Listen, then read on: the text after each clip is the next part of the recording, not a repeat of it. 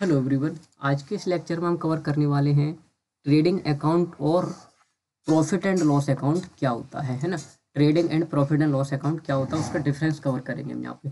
तो देखो, trading account की जब हम बात करते हैं तो ट्रेडिंग अकाउंट हमारा कैसा अकाउंट होता है जहाँ पे कि हमारे इंडिकेट करता है the result of trading activity, जो कि हमारी ट्रेडिंग एक्टिविटी के रिजल्ट को इंडिकेट करता है। नाम से क्लियर है। सच है जहाँ पे कि देखो परचेज हो गई हमारी, है ना, सेल्स हो गई। अब 11th में और 12th में आता था ना वो, जो कि इधर लिख दिया हमने ओपनिंग स्टॉक, है ना, इधर हमने ओपनिंग स्टॉक लिख दिया, फिर हमने परचेज लिखा, इधर हमने परचेज लिखा। उसके बाद हम क्या करते थे, माइनस कर देते थे इसमें से क्या, परचेज रिटर्न को माइनस कर देते थे हम इसमें से, है ना। उसके बाद बाई साइड में अगर हम क्रेडिट साइड में तो यहाँ पे हमारी सेल्स आती थी, है ना। सेल्स में से हम क्या करते थे, सेल्स रिटर्न को माइनस कर देते थे। ये सारी एक्टिविटी होती थी ना। उसके बाद हम क्या लिखते थे, यहाँ पे क्लोजिंग स्टॉक लिख देते। तो वो सारी चीज़ें हमारी कहाँ पे, ट्रेडिंग एक्टिविटी से रिलेट करती हैं, ठीक है ना।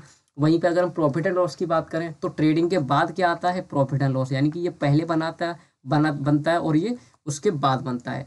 क्योंकि इसका जो बैलेंस आता है ना, जीपी, जिसको ग्रॉस प्रॉफिट या ग्रॉस लॉस बोलते हैं, है ना, ग्रॉस लॉस भी हो सकता है, तो वो हमारा कहाँ पे ट्रांसफर किया जाता है, वो हमारे प्रॉफिट एंड लॉस में ट्रांसफर किया जाता है, जो कि हमारे एक्चुअल के प्रॉफिट अर्न और लॉस को बताता है हमारे, है ना, ड्यूरिंग द अकाउंटिंग पीरियड। ठीक है। अब अगर प्रिपरेशन की बात करें तो यहाँ पे ग्रॉस प्रॉफिट बताता है हमारा क्या, ट्रेडिंग अकाउंट। और वहीं पे अगर प्रॉफिट एंड लॉस की बात करें तो ये हमारे नेट प्रॉफिट या नेट लॉस बताता है ना। नेट प्रॉफिट या नेट लॉस जो बैलेंसिंग फिगर आती है ना हमारी, वो इसमें इंडिकेट की जाती है, ठीक है ना। नेट प्रॉफिट या नेट लॉस कुछ भी हो सकता है। अब बैलेंस के ट्रांसफर की बात करें तो देखो, ट्रेडिंग का जो बैलेंस होता है ना वो प्रॉफिट एंड लॉस में ट्रांसफर किया जाता है, जो कि हमारा ग्रॉस प्रॉफिट या ग्रॉस लॉस हो सकता है, वो हमारा कहाँ पे ट्रांसफर किया जाता है, वो हमारे प्रॉफिट एंड लॉस में ट्रांसफर किया जाता है। वहीं पे अगर हम बात करें प्रॉफिट एंड लॉस अकाउंट की, तो प्रॉफिट एंड लॉस अकाउंट का जो नेट प्रॉफिट या फिर नेट लॉस होता है वो हमारी बैलेंस शीट में ट्रांसफर किया जाता है ना। Balance of the profit and loss transfer to the capital account, ठीक है ना।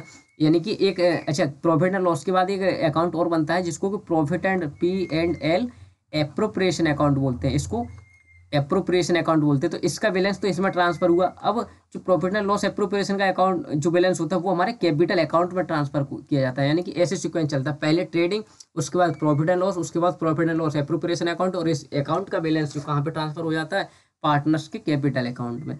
वहीं पे अगर हम बात करें किसकी, अकाउंट की, तो अकाउंट की बात करें तो डायरेक्ट रेवेन्यू और डायरेक्ट जो खर्चे होते हैं, डायरेक्ट वाले जो खर्चे हमारे, यानी कि मैन्युफैक्चरिंग के लिए कोई सामान ला रहे हैं हम, तो उसमें जो डायरेक्टली खर्चे जो हो रहे हैं ना वो हमारे ट्रेडिंग अकाउंट में लेके जाते हैं। वहीं पे अगर प्रॉफिट एंड लॉस की बात करें तो वहाँ पे हमारे ऑपरेटिंग के खर्चे, नॉन ऑपरेटिंग के इनकम, ये सारी चीज़ें यहाँ पे आ जाती हैं। जैसे कि मान लो किसी को सैलरी दी हमने, है ना, किसी को सैलरी दी, रेंट दिया हमने, कोई हमारे ऑफिस के खर्चे हो गए, वो सारी चीज़ें हमारी प्रॉफिट एंड लॉस में आती है। वहीं पे अगर हम मान लो कोई कच्चा रॉ मटेरियल खरीद के लाए हमें ना, तो उस पर हमने भाड़ा दिया, तो जो भाड़ा दिया हमने ना वो भाड़ा हमारा कहाँ पे आ जाएगा, वो हमारे ट्रेडिंग अकाउंट में आ जाएगा, क्योंकि ये हमारा डायरेक्ट खर्चा है ना किसी सामान को लाने ले जाने पे। आई होप दोनों का डिफरेंस आपको अच्छे से क्लियर हो गया होगा। Thank you.